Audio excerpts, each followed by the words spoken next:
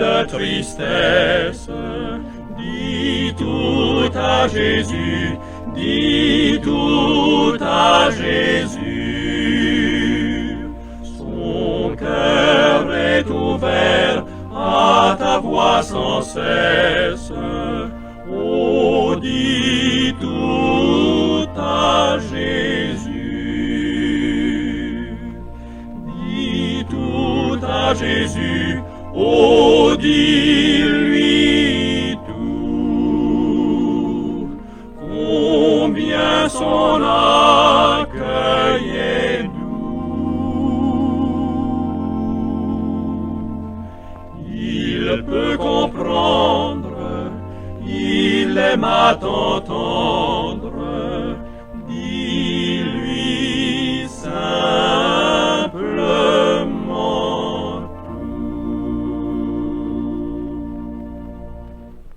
Il voit tes yeux rougis par les larmes.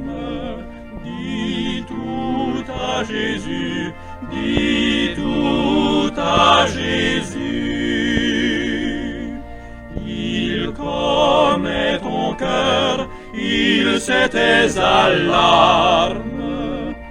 Oh, dis tout à Jésus. Dis tout à Jésus. Oh, dis-lui tout. Combien son accueil est doux. Il peut comprendre, il aime à t'entendre. Dis-lui simplement tout. Bon matin, peuple du Seigneur, soyez richement bénis en Jésus-Christ. Je vous apporte un passage ce matin que nous trouvons en Ésaïe chapitre 58. Je vais lire à partir du verset 6 jusqu'au verset 11, mais c'est tout le chapitre qui concerne le peuple de Dieu que nous sommes. Voici le jeûne auquel je prends plaisir. Détache les chaînes de la méchanceté, dénoue les liens de la servitude, renvoie libre les opprimés, et que l'on rompe toute espèce de joug. Partage ton pain avec celui qui a faim, et fais entrer dans ta maison les malheureux sans asile. Si tu vois un homme nu, couvre-le, et ne te détourne pas de ton semblable. Verset 8. Alors ta lumière poindra comme l'aurore, et ta guérison germera promptement. Ta justice marchera devant toi, et la gloire de l'Éternel t'accompagnera. Verset 9. Alors tu appelleras, et l'Éternel répondra. Tu crieras, et il dira, me voici. Si tu éloignes du milieu de toi le joug, les gestes menaçants et les discours injurieux, si tu donnes ta propre subsistance à celui qui a faim, si tu rassasies l'âme indigente, ta lumière se lèvera sur l'obscurité et tes ténèbres seront comme le midi. Comme le midi. Et le verset 11, l'Éternel sera toujours ton guide, il rassasiera ton âme dans les lieux arides, il redonnera de la vigueur à tes membres, tu seras comme un jardin arrosé, comme une source dont les eaux ne tarissent pas. Quel texte et quel beau texte aussi, bien aimé, quel texte et quel beau texte. C'est un texte que je trouve qui est très important, très à propos, par le temps qui court, dans le temps, dans cette période où nous vivons présentement, où les gens sont tellement individualistes, où beaucoup de gens ne voient que pour eux-mêmes, ne pensent que pour eux-mêmes, où les gens ignorent totalement d'autres personnes, les autres personnes qui sont pourtant là aussi, qui existent aussi avec nous sur cette terre, dans cette société. Alors, nous demandons comment se fait-il que beaucoup de personnes cheminent au sein de cette société comme si la société existe pour eux seulement.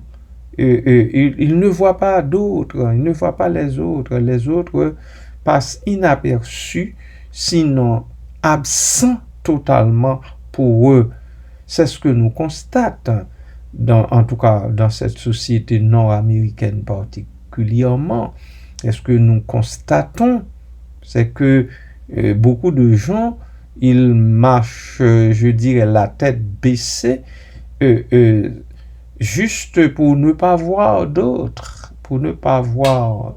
les autres autour, les autres qui nous entourent, les autres qui vivent même parfois sous le même toit que nous,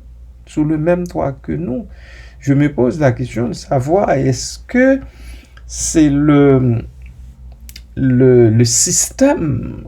Est-ce que c'est le système? Est-ce que c'est la vie trépidante que nous menons entre la maison et le travail? Est-ce que c'est cette vie-là qui fait de nous des individualistes hors pair, des selfish, on dit en anglais, tellement on est là, mais écoute, à côté de l'autre ne nous voit pas. Il y en a qui ont des affaires aux oreilles, même à l'intérieur de la maison, pour ne pas écouter, pour ne pas entendre ce que les autres membres de la famille ont à leur dire. Autant de choses sur lesquelles nous devons réfléchir.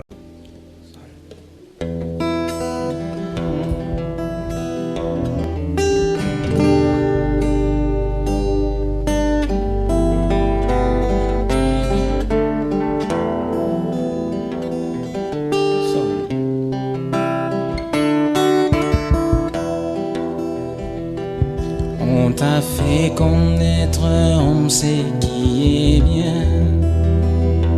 C'est que l'Éternel demande de toi.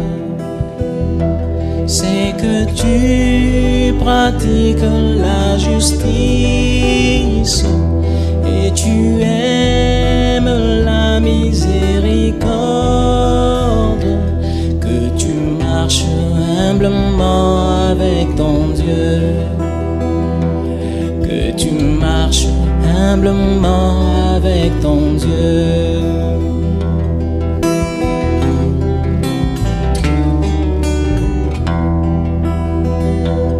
On t'a fait connaître, on sait qui est bien. C'est que l'Éternel demande de toi. C'est que tu pratiques la justice, que tu aimes la miséricorde, que tu marches humblement avec ton Dieu, que tu marches humblement avec ton Dieu.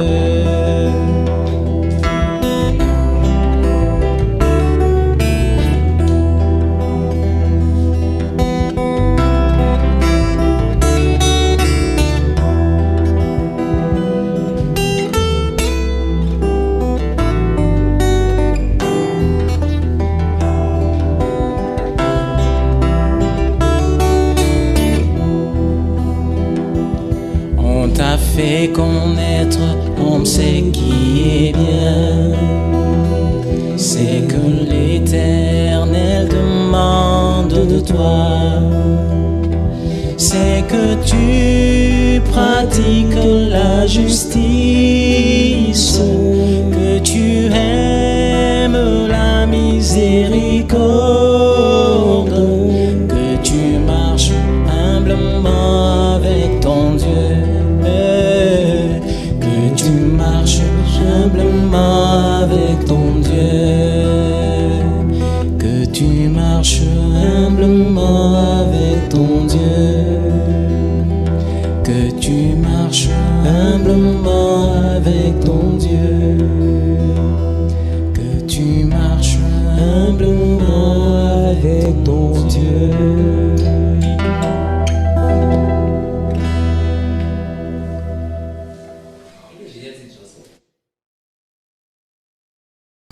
Oui, c'est tellement vrai qu'on t'a fait connaître en homme ce qui est bien, ce que l'Éternel demande de toi, c'est que tu pratiques la justice, que tu aimes la miséricorde et que tu marches humblement avec ton Dieu. Voilà comment le prophète Michée l'a-t-il exprimé de la part de l'Éternel, notre Dieu, le Créateur.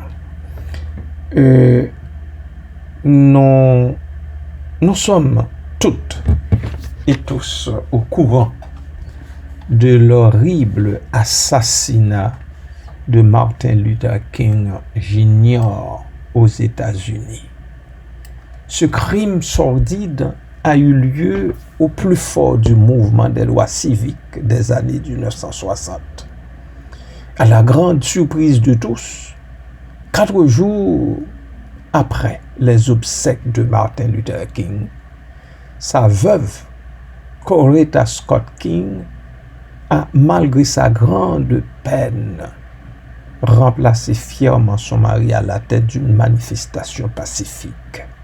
Elle y croyait tellement, même si son néo, son mari, vient de payer ça de sa tête, elle a estimé important de marcher à la tête de cette bande, de toute cette troupe qui réclame justice. Coretta était passionnément éprise de justice et défendait farouchement de nombreuses causes. Le Seigneur Jésus eut à dire: heureux ceux qui ont faim et soif de la justice, car ils seront rassasiés. Ils seront rassasiés. Souvent, nous crions, nous disons: mais où est-elle la justice? Quand est-ce que ce rassasiement va-t-il finalement arriver pour nous? Nous savons qu'un jour Dieu viendra rendre justice et redresser tous les torts. Mais en attendant, nous avons l'occasion de faire de la justice de Dieu une réalité sur terre, comme Coretta l'a fait. Nous venons de le voir en Ésaïe 58. L'Ésaïe 58, tout un portrait nous est dressé de ce que Dieu demande à son peuple de faire. Dieu demande à son peuple de détacher les chaînes de la méchanceté, de dénouer les liens de la servitude, de partager le pain qu'on a avec celui qui a faim et de faire entrer dans sa maison les malheureux sans asile. Si tu vois un homme nu, nous dit le texte, couvre-le et ne te détourne pas de ton semblable. Bien-aimés, chercher la justice pour ceux qui sont opprimés ou marginalisés constitue un moyen de diriger l'attention de Dieu. Ésaïe écrit que les chrétiens qui recherchent la justice sont comme une lumière pointant comme l'aurore et qui les conduit vers la guérison.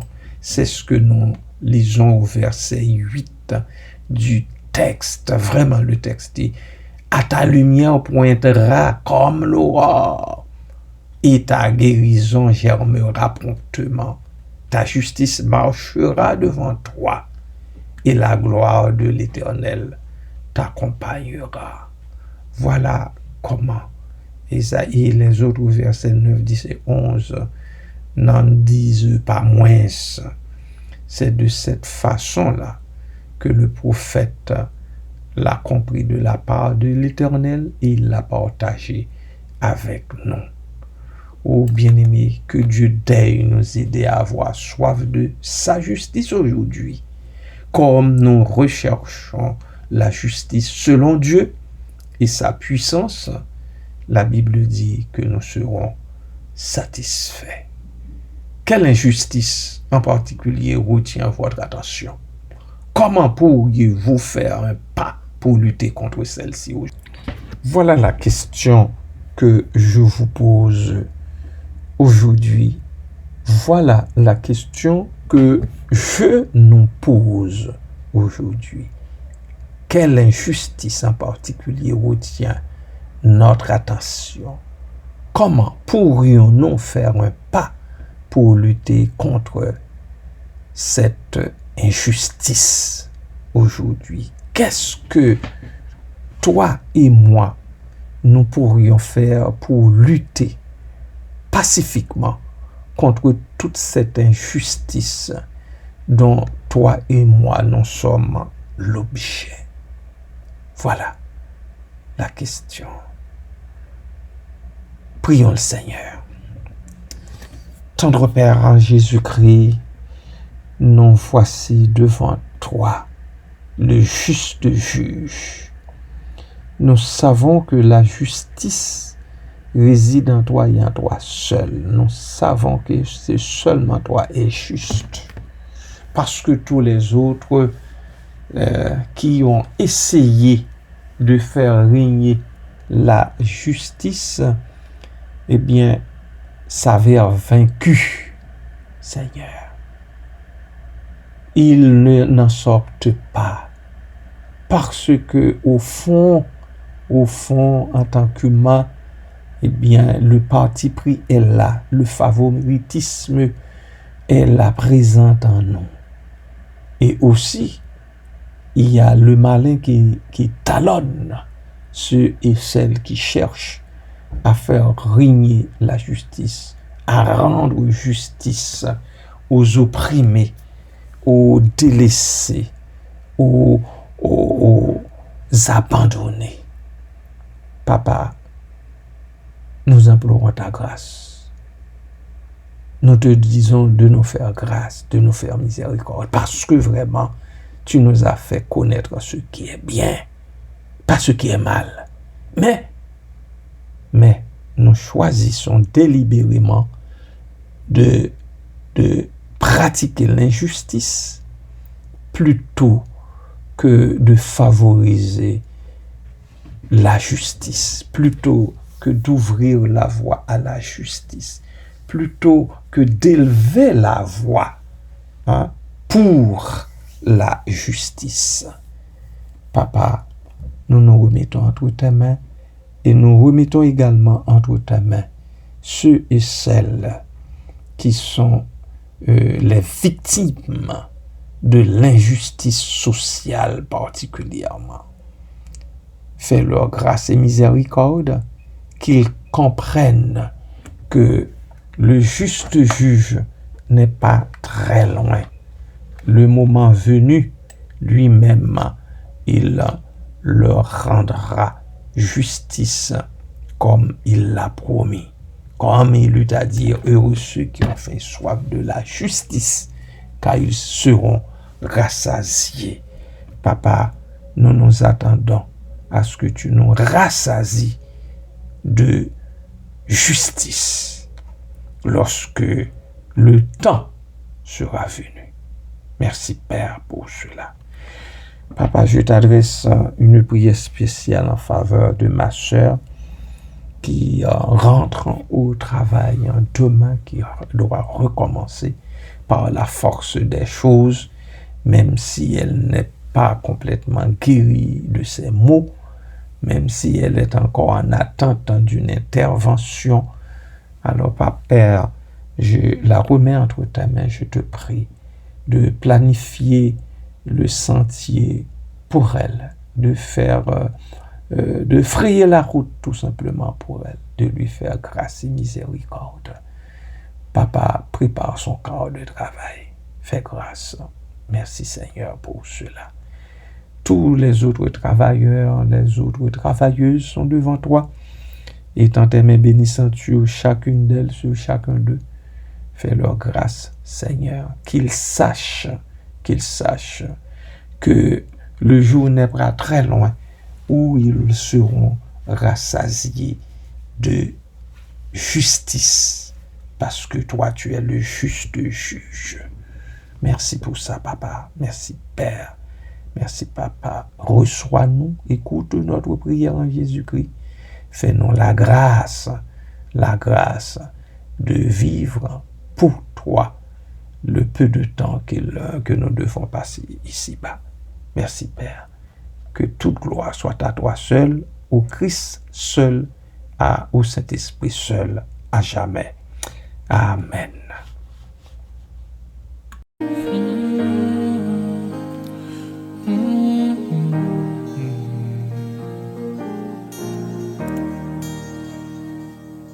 J'ai vu Christ et ma justice.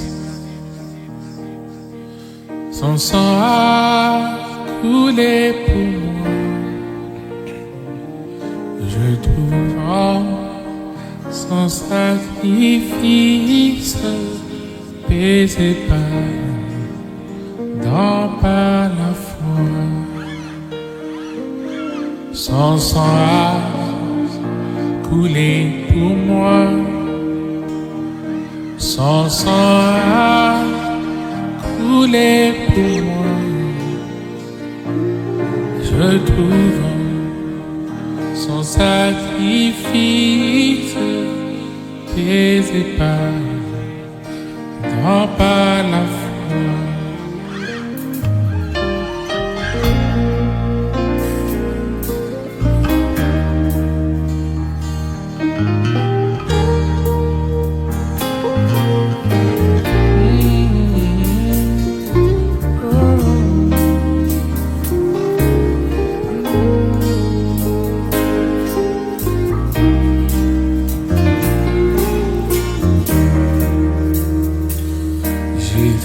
Christ et ma sagesse, il éclaire mon chemin et je marche dans ma faiblesse, conduit par sa sûreté. Il éclaire mon chemin.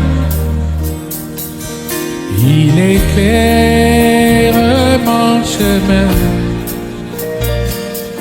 et je marche en ma faiblesse, conduit par sa sûreté. Il éclaire mon chemin. Il éclaire mon chemin. Et je marche dans ma faiblesse, conduit par sa sûreté.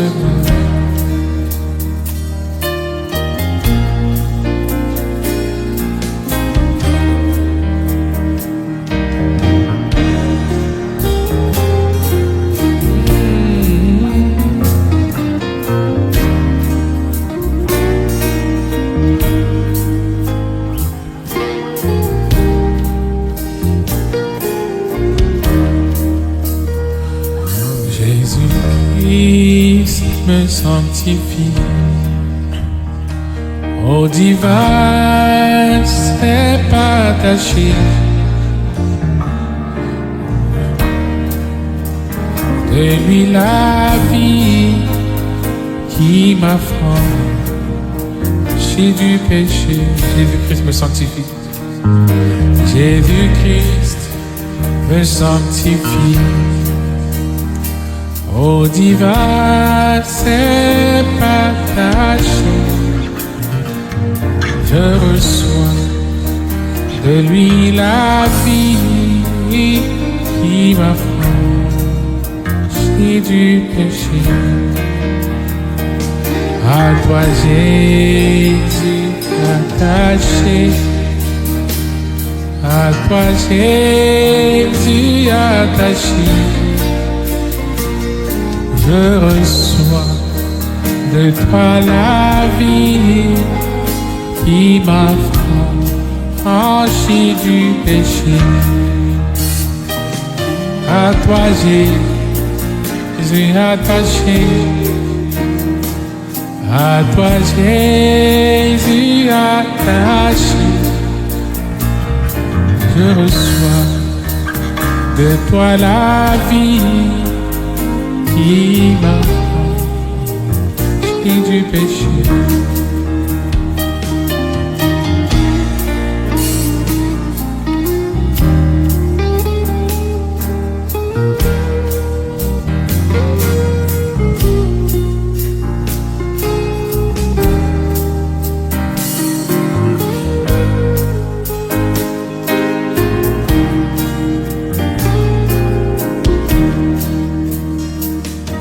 Jésus en payant ma dette a grand prix m'a acheté,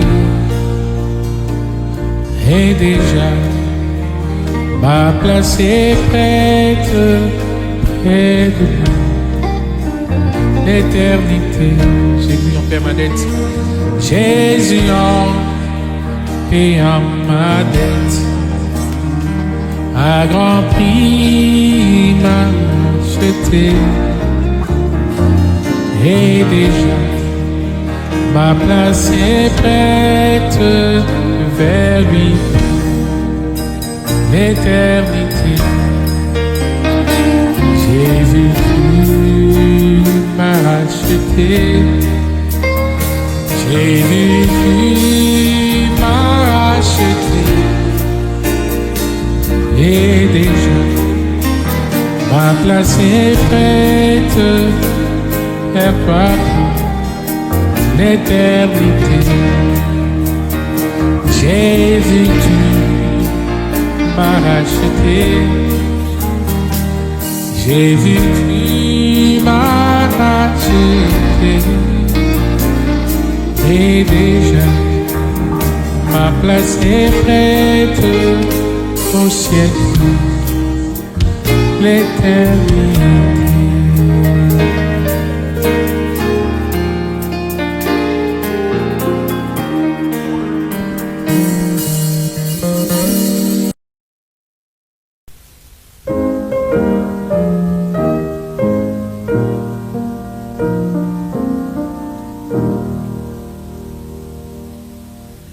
L'Éternel te bénisse, l'Éternel te bénisse et te garde, fasse lever la lumière